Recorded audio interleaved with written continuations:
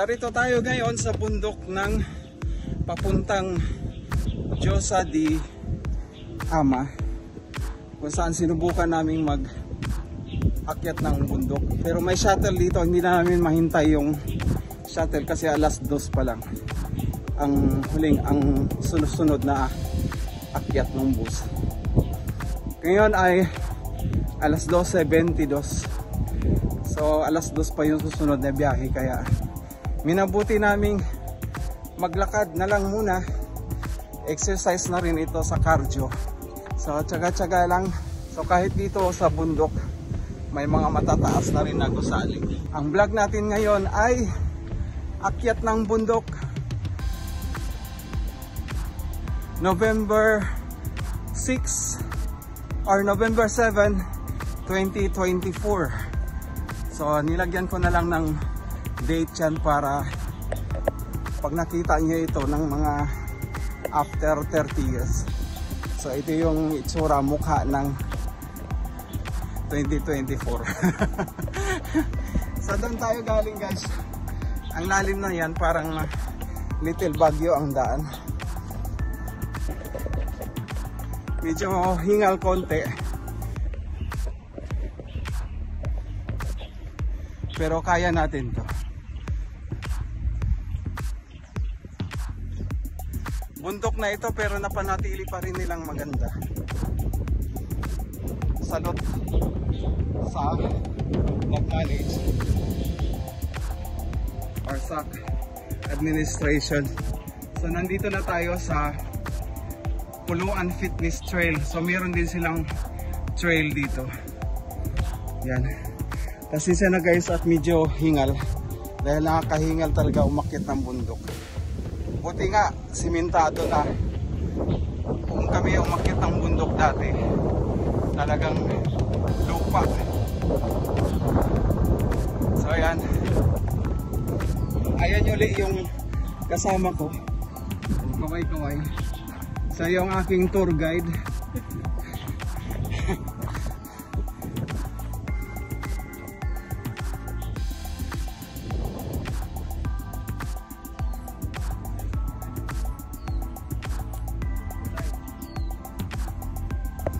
So importante ang lakas at buhay dito sa Macau. So ayan, sasampulan tayo ng isang malupit na baras. Wala na. Di kaya. Hindi kaya guys. Pagod. So, alam niyo na guys kung bakit niya hindi kinaya. Hindi yan sa practice. Meron kang ginawa. Yan.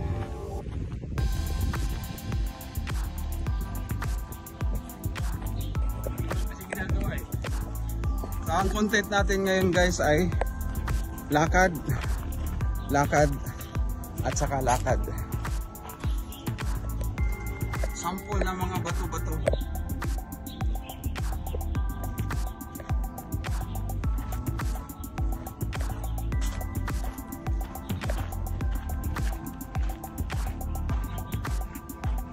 Ang isa sa napansin ko dito guys ay ang daming ibon. Daming ibon. Halos ibon na lang yung naririnig kong salita. Doggy! Ni hao ma! Sabi ko lang naman, kamusta na? How are you? In English, ni hao ma. In English, ni hao ma. In English, how are you? In Chinese, ni hao, ni hao. Pag Mandarin, ni hao ma. So yun guys, yung aakyatin namin, no? Dun. Yan. Yung dulo ng kahoy. Yung pa yung aakyatin namin. Guys, nakita nyo ba yan? So, subukan kong magiging bata uli. Pwede naman sa lahat yan, di ba? Yippee! Yippee! pang bata.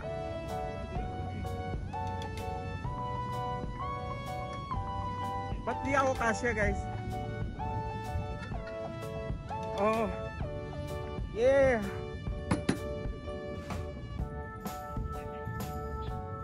Hindi ako umuusad.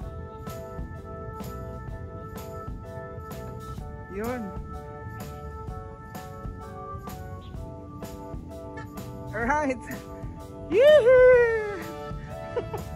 Woo! Wow!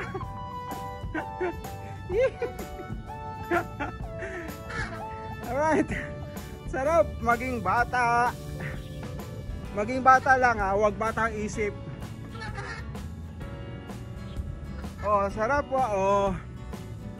Oh. Todo na to.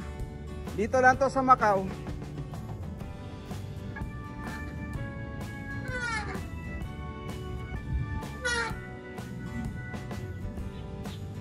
Paano to? Hinto. Break. Para.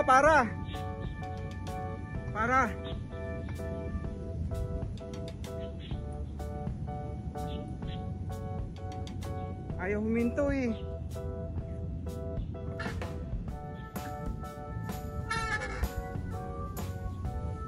Di ko naabot. Yun. Para mama.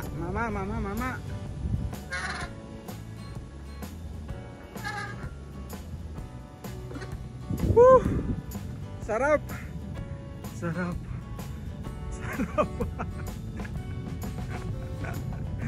So guys, hindi masama ang magiging bata uli. Subukan nyo lang naman, mawawala stress nyo. Basta kaya nyo lang ha. Right guys, update tayo. So nandun tayo nang galing. So dito sa bandang kanan, makikita na natin yung gusali at saka yung maliit na kulay puti doon. Yan. Doon tayo pupunta. So mga ilang lakad pa, siguro mga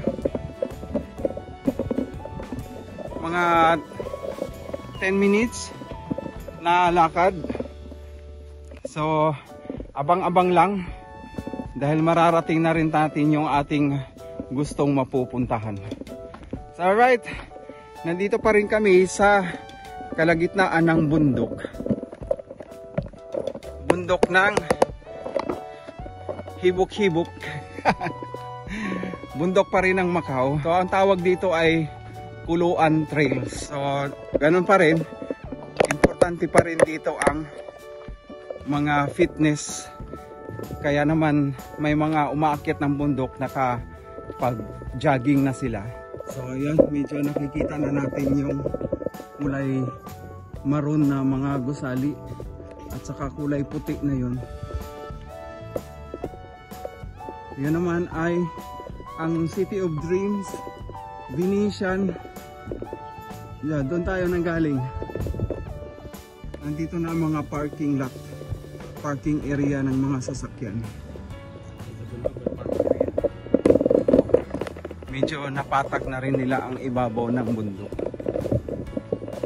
Kaya na mga nagsasabi dyan, meron ba sa Pilas niyan? Meron. Sa Baguio, di ba? Oh. Baguio lang. Check out nyo guys yung aking mga huling vlogs. Saan tayo? Kaliwa, kanan? Siyempre sa kanan. Oo, yun.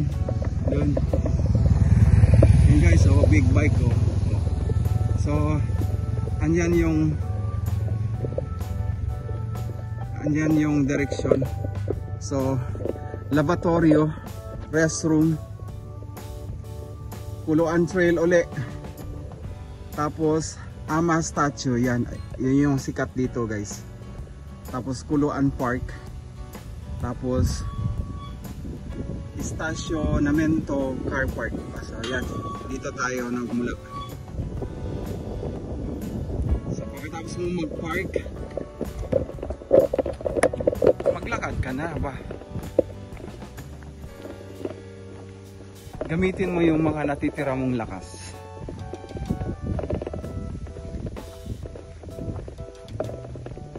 So malalakas na ang hangin. Siyempre, malamig na hangin. Kumanta na si Jose Marichal. Nakaka-relax dito guys kasi ayun nga makikita mo mga green grass of home. You followed me in Texas. Nandito na tayo ngayon sa Coloan Heights Park. So ngayon aakyat tayo doon sa temple kung saan tayo ay magkaroon ng experience kung paano tayo makapasok sa temple ng mga Chinese. So ang Chinese ay halos ang kanilang paniniwala dito ay Hindu at saka marami pang iba. So dito tutuklasin natin mamaya kung ano ang kanilang pananampalataya. So dito sa main entrance makikita nyo na ang sculpture. Yan. So aakyat tayo.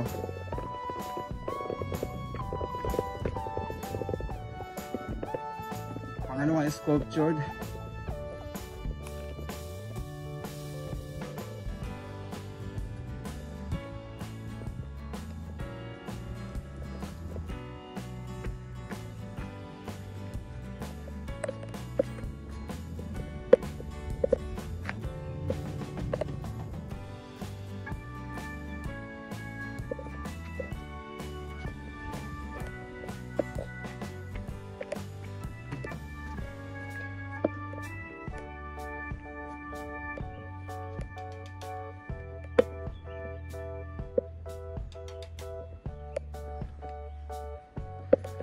So sa last two,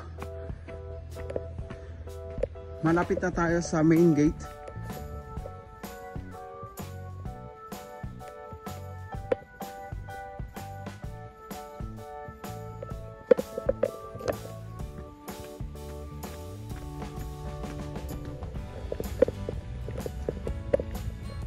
At sa panghuli, ito ay ang dragon. Yan yung mga bumubuga ng dragon, ng apoy. So sa bandang kanan, ganun pa rin, nagwi-welcome pa rin ang dalawang bantay na leon o kung ano man sculptured na yan. At ang pangalawa dito sa kabila.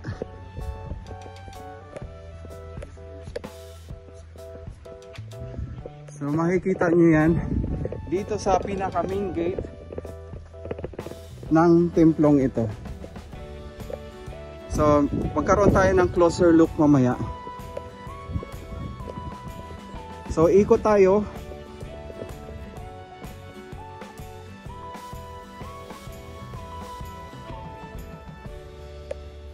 So guys, papasok na tayo sa Goddess Ama Culture Village of Macau.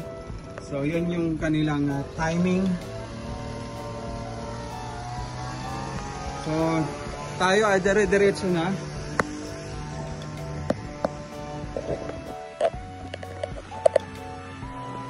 So yung background natin ngayon ay isang chainsaw. So kaya umalis na kaagad ako dun.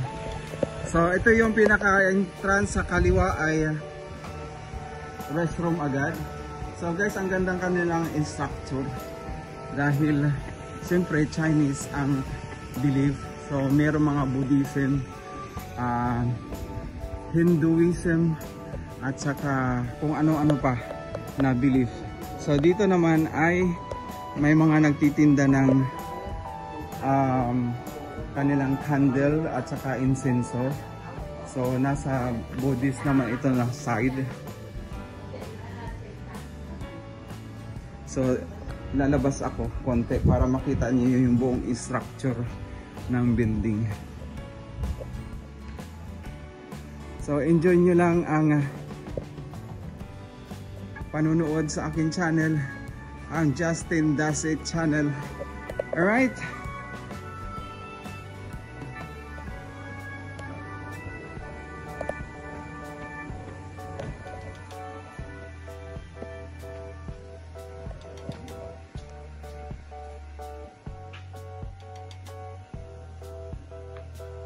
So pasukin natin to.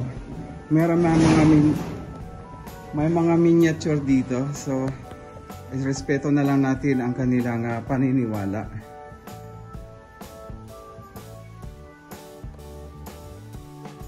Ito naman ay madalas makikita sa isang pelikula kung saan sinasakay yung kanilang goddess.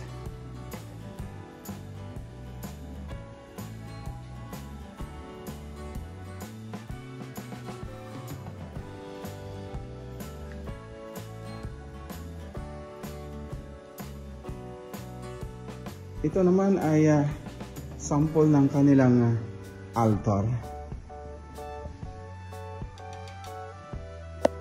Dito naman sa bandang kanan ay isang miniature uli kung saan isinasakay yung kanilang Diyosa.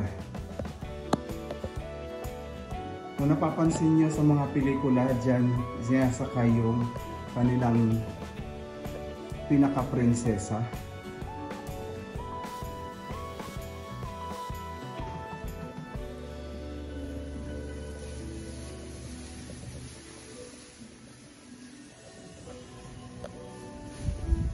So tayo naman ay lalabas at tuloy-tuloy sa ating pamasyal. Di pa tayo dito sa kabila. Meron namang altar din. So yan. Ikot muna tayo dito para makita ninyo kung ano yung pinaka main entrance. So sa Chinese guys, yan lagi ang makikita ninyo. Yung dalawang bantay na yan. Tapos bago pa papasok doon sa pinaka-temple. So ito yung pinaka-entrance.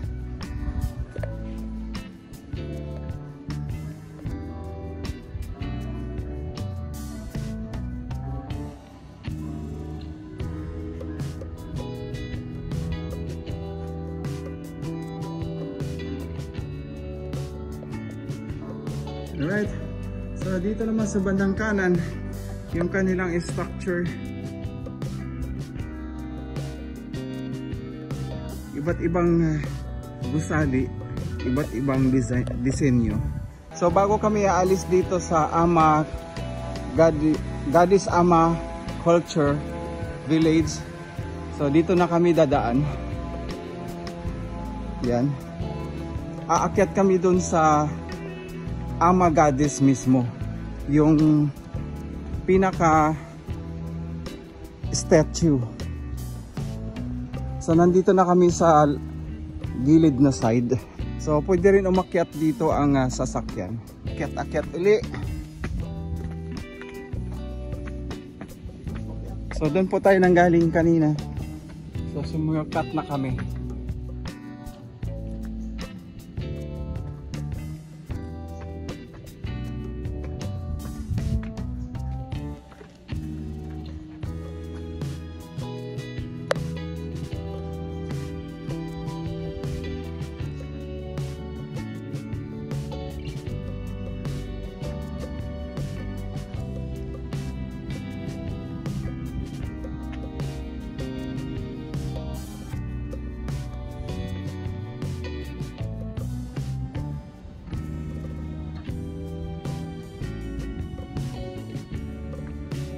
So doon tayo aakyat guys.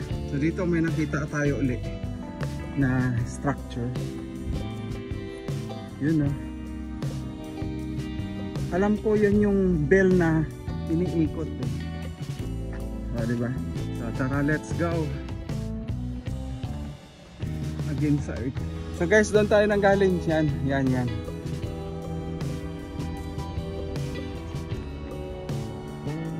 So aakyat kami para sa next update. Tara, let's go! Siguro mga 3 minutes nandun na tayo sa tuktok. Yan, nakikita nyo yan guys, yung kulay puti na yan. So ayan naman yung sa gilid na side, mga naglalakihang gusali. Saya. Salamat Macau. At tayo ay nakagala dito sa Goddess Ama statue. Boom!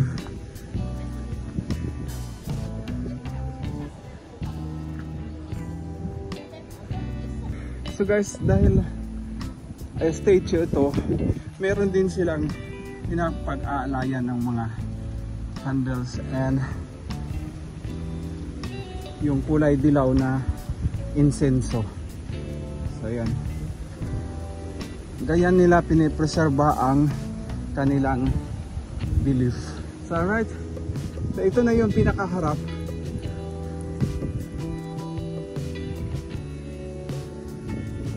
So ang pangalan niyan ay Goddess Ama, sculptured by Leong Man Min.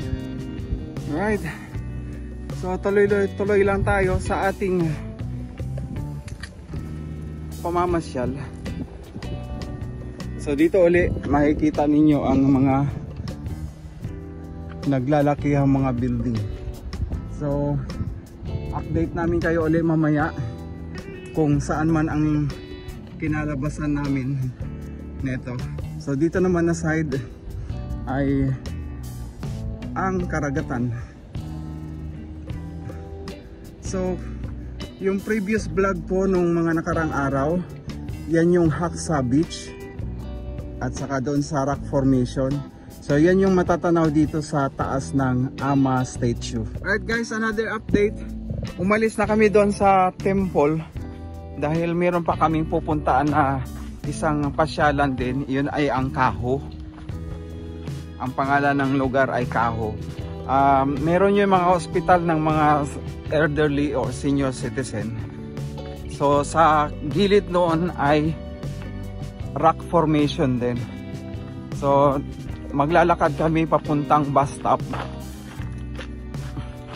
So ayan uli, baba uli. Maganda naman ang mga nilalakaran, safe naman. So siyempre malinis uli dahil alagang alagang Macau. So hindi naman nakakatakot kung mag-trail kayo dito. Maganda lang mag-unwind. So ang tumbok natin ay reservoir.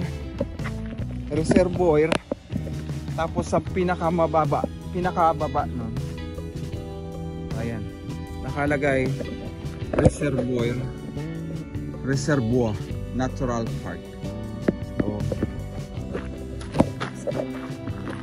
So doon ang turo, kaya naman sundan natin ang tinuturo ng araw. So kung mali ang araw, mali ang mapupuntahan, eh good luck sa'yo. Gamit ka na lang ng application ng Google.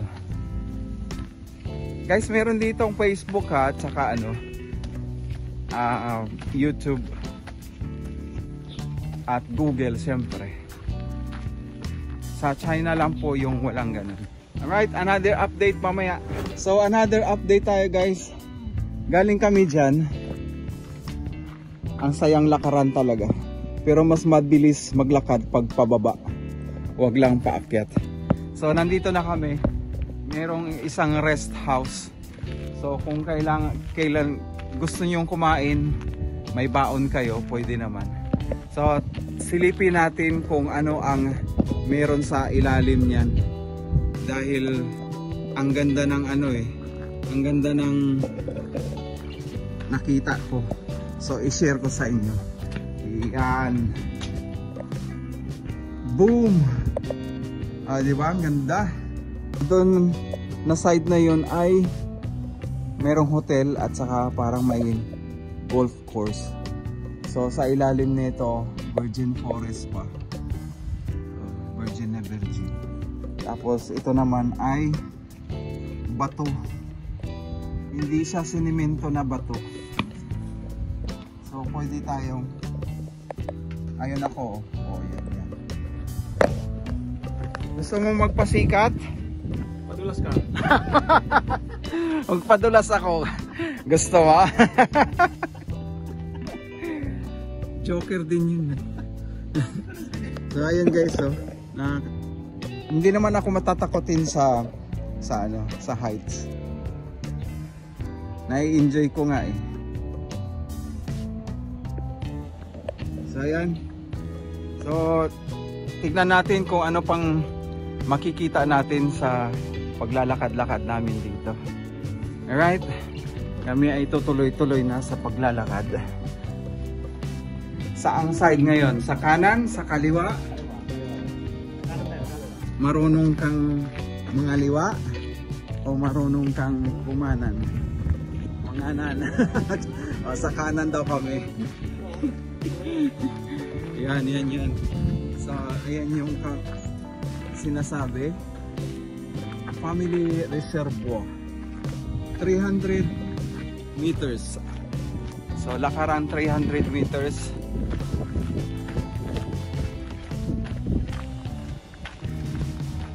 Alagang-alaga talaga. Ayun, may mga bato-bato pa doon. Dapat gumamoto ng kahoy dito. Oh.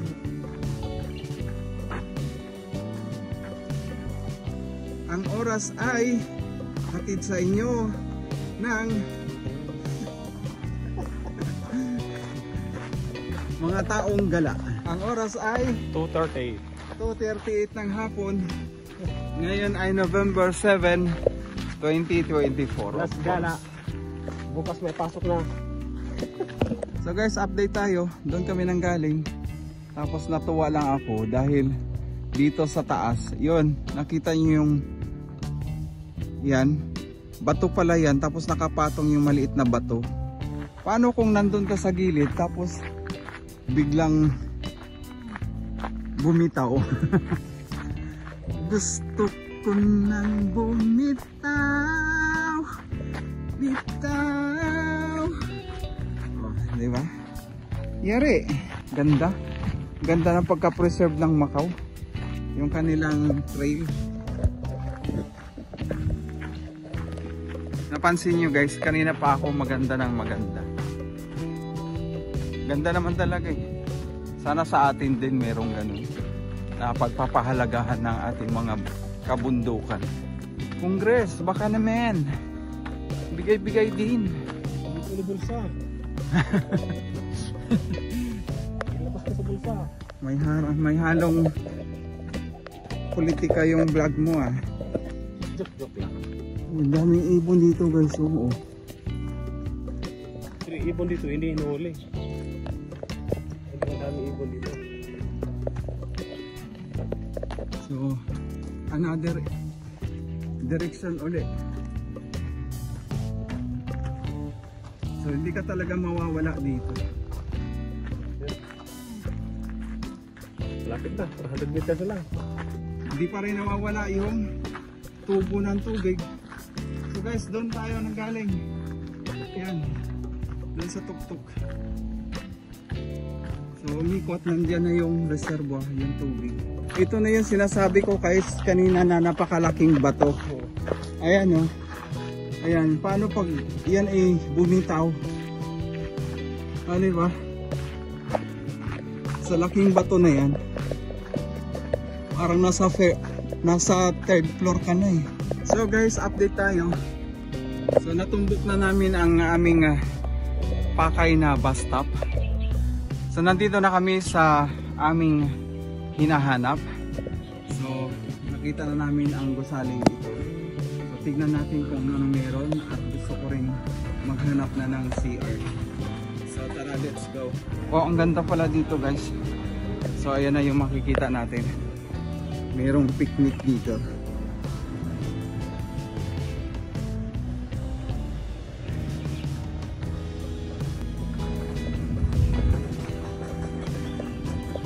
So ayan na yung hinahanap natin na bus stop. So maganda yung ating pagpunta dito dahil mainit at madaling sundan ang kanilang direction. So CR muna tayo dahil meron ako nakita dito na gusali para sa ating comfort rooms. Right, so ito na yung entrance ng CR or comfort rooms. So pasok tayo. Kung bakit maraming poste, hindi ko rin alam bakit maraming poste. Right guys, update tayo. Dito tayo nanggaling sa Parque Natural de Baragim Haxa or Haxa Reservoir National Natural Park. So dito naman ay ang bus stop. So dyan tayo maghihintay ng bus papuntang Kaho. So ang bus na sasakyan natin ay ayon sa kanilang bus stop, available ang bus ng 15 at saka 21A papuntang Kaho. So kung kayo nalilito, meron ding announcement at saka direction kung ano yung mga dapat sasakyan. So alright, another update. Sasakay na kami. Meron ng bus. So guys, update tayo. So nandito na kami sa Kaho. Nakasakay kami ng bus kanina. Tapos ito na yung pinuntahan talaga namin, ang simbahan ng Kaho. Alright, so tuloy-tuloy tayo at magpasalamat tayo sa Diyos, sa lumikha, na tayo ay buhay na buhay at nagsasaya sa Mother Earth. So tingnan natin, sarado. So kami papasok muna sa simbahan. So yan yung kabuuan ng simbahan guys, ng Kaho.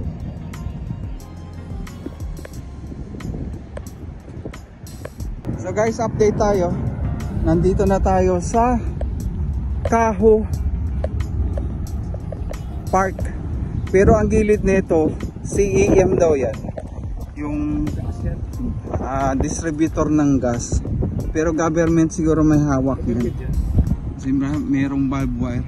Ito yung sinasabi ko guys, na touchdown at saka yan nagmumula yung mga eroplanong lumilipad. Ayun, may lumipad na. Kanina diba, habang nagdadaldal ako, meron ang lumipad. So maya maya ay masurpresa tayo sa kung anong meron dyan sa ilalim na yan. So ayan yung radar nila. Naikot-ikot guys. So kami naman ngayon ay bumababa dahan-dahan dahil ang tarik nito lobat na rin. So ayan na. At doon kami galing. Ayan, di ba guys? Matarik. Pero hindi na kami bababa dito mamaya, or di na kami aakyat. Doon na kami dadaan sa kabila. Meron. So ganito ang nangyayari ngayon sa aming pamamasyal dito sa Kaho. Ayan, dagat uli. Ayan, nakita nyo na guys yung ano, bato-bato. Meron na tayong nasilip na bato. So siyempre may guardhouse para mapanatili ang kaayusan. Diyan, papunta dun, diretso dun. Wala man daanan. Ay ito. Oh, papunta dun. Ikaw nakaka-alam dito eh. Oh, dito na tayo, may shooting. Alright guys, doon kami galing sa taas ng guardhouse. Tapos ito na yung sinasabi kong rock formation. Yan. Medyo nahirapan akong bumaba dyan kanina kasi matarik eh. So ayan na yung touchdown ng eroplano at saka dyan mag-umpisang lumipad. Starting point ng eroplano. So dito naman, dito kami bababa mamaya. Ayan, medyo slant lang ng konti. Yan. So mag-iingat-ingat na lang kami mamaya. Tapos doon na yung susunod natin na update. Doon. Kasi ang hirap mag-vlog. Wala akong dalang pang hawak sa camera. Dahil hindi ko dala. Yun lang yun. So na-enjoy nyo na ang mga kulay ng bato-bato. At tapos na pa rin pala kaming kumain. Ayan. Yan. Itlog-itlog lang muna dahil medyo kapos pa ang budget. Dahil wala pa talagang sahod. Kala mo naman may sinasahod. Wala pa akong sinasahod. Kaya naman tayo ay hahanap pa ng mapapasaruharan. So ayan guys, so tignan nyo na yung aeroplano. Kita ba?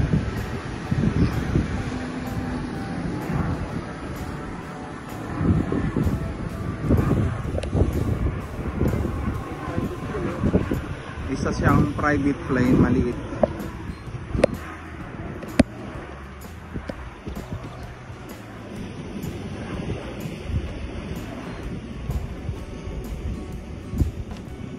So yan. So sa kabilang side naman, nakikita nyo yun, yung mga windmill, yan ay China na. Right, so huling silip sa batong orange yan guys ha. So update tayo guys. So malayo na kami dun sa guardhouse. So nagtanggal siya ng sapatos kasi tumawid kami ng medyo high tide na kasi, kaya napilitan siyang magtanggal ng sapatos. Pero yung sa akin, nilublob ko na siya dahil inabutan ako ng pagsampal ng tubig. So ayun na, dito na kami sa tuktok. Ayan, bato-bato uli.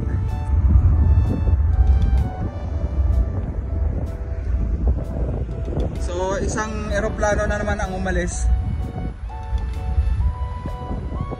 So tignan namin kung makakadaan kami dito or dito kami dadaan paakyat. Tapos yun na yung pinakamatarik at sana makalagpas kami dyan. Alright, so tara, let's go. Doon. Bye bye.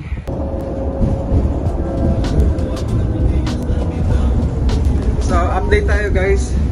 Hindi na kami nakapag-update doon sa mga bato-bato kasi inisip na namin kung saan kami makahanap ng madali ang lugar kung saan kami mag-exit. So nandito na kami sa bus, kaya naman like and subscribe to my channel at Justin Jassy channel. Bye bye!